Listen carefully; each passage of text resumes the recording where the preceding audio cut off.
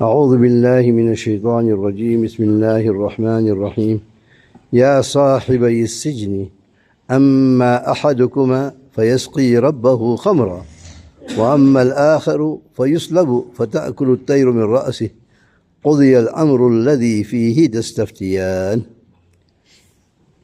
Yusuf ala Nabiyyina wa alayhi salatu wassalam, in his wisdom, saw the opportunity that these two inmates that have great influence are here and they have a need.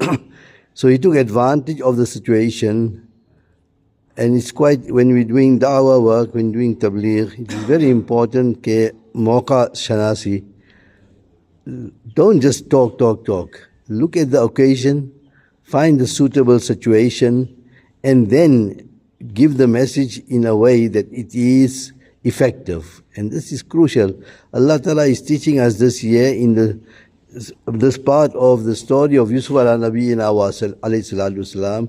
A great lesson is that we must be muhsineen, number one, have the quality of ihsan, wherein there is perfection in every way whatsoever. Allah Ta'ala grant each one of us this as the ummah of Nabi Kareem sallallahu alayhi wasallam.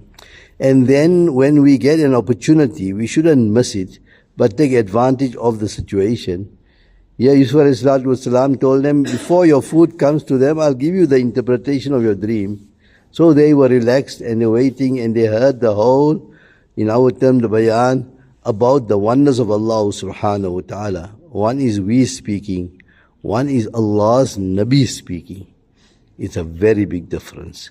When it comes from nubuwwat, which comes from wahi, comes directly from Allah subhanahu wa ta'ala via the Anbiya alayhi salatu wasalam, to us via Nabi Kareem sallallahu alayhi wasallam.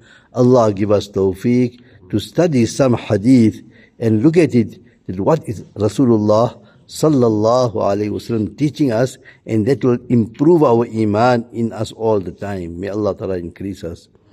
So that means the message he gave, there is no record here that was it effective or not effective. Whether they did believe or they didn't believe, that is not mentioned here, but the part that is coming will explain part of it. So when he finished, tell them about the oneness and the command of Allah subhanahu wa ta'ala, that whatever decision is going to be taken is by the command of Allah. Inil hukmu illa lillah. That is the message. That something is going to happen here, but it's not going to be by just flukes or just by the way it's going to happen. It is destined by Allah. Inil hukmu illa lillah. Understand this. And it is a matter of life and death. It's a matter of life and death.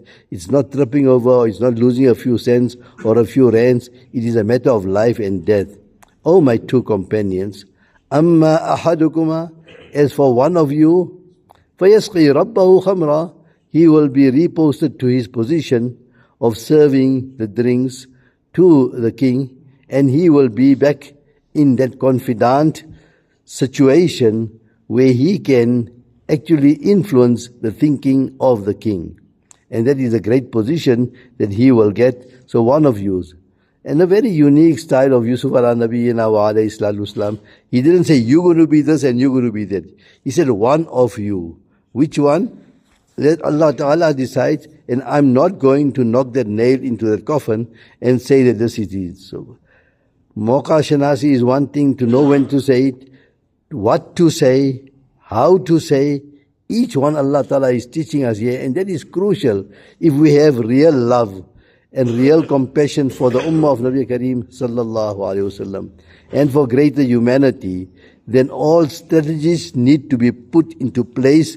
How Yusuf ala Nabiyyina wa alayhi salatu wasalam took them in his confidence, gave them the nasiha, and brought them to respect him and love him, and then he gave them the message. Wa amma al-akharu, as for the other, fayuslabu, he is going to be crucified, he is going to be hanged. Fata'akulu tayru min ra'si, and the birds will eat from his head.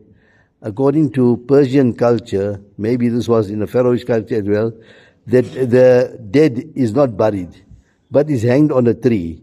And then vultures and other predator birds would come and they will eat from that body. So they believe in their way that this, what the birds are eating, is a sort of compensation for whatever sins they have committed in the world, and Allah Ta'ala will absolve them because the birds ate from them. It's their own myth, it's their own wrong belief, but that is how they do, and this is going to happen to the other one.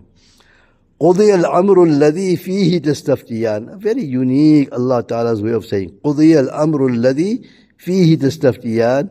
What you have been asking me about has been decreed. It's going to happen exactly as I've told you. One of you is going to be reinstated into the royal court and have his position and be the confidant and serve the drinks, and the other is going to be found guilty and he is going to be hanged and he is going to be crucified and the birds are going to eat from him. According to one narration of Abdullah ibn Mas'ud radiallahu anhu, when Sayyidina Yusuf ala nabiyina wa alayhi salatu wasalam gave them this interpretation, they said, no, we never saw no dream and there was nothing like that. We just made up a story. He said, sorry.